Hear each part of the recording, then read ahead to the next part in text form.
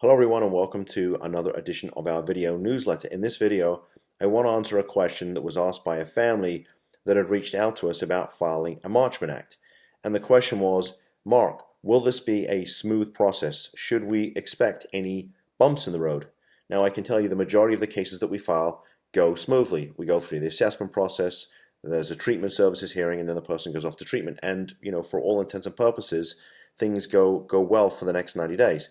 But there are cases where that doesn't happen. And perhaps, if you're a family who's been dealing with this for several years, 5 years, 10 years, even longer, your loved one's been to multiple treatment centers, there's been multiple trips to the emergency room, overdoses, relapses, you are you're dealing with a situation that has been very volatile. And so it's not going to get fixed, potentially just, with sort of the wave of a magic wand. And I wish I had a magic wand. Believe me, if I did, I would help a lot more people. But look, if the situation is really volatile, yeah, there could be some bumps in the road. Now, I'll give you an example. I've had people that in the middle of the process ended up getting Baker Acted, involuntarily committed. I'm filing a Marchman Act. The next thing you know, they're off to a Baker Act facility, or they get picked up by law enforcement, and while they're in the assessment process, they end up getting Baker Acted there. I've had people who got to treatment and got Baker Acted. I've had people that ran, and if you check out one of my other videos, you'll see I'm not locking the person up. I can't lock them up, at least initially.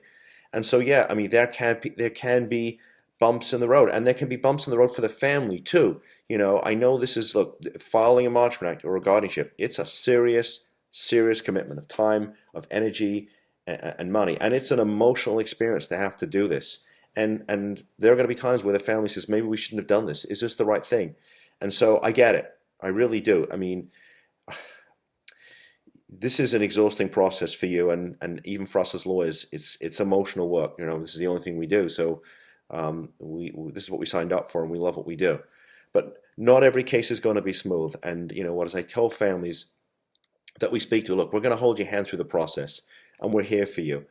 And we'll do everything we can to make sure that it is a smooth process. But just know, yeah, there could be bumps in the road, and we'll cross this bridge as we get to it. So with that said, take care and be safe.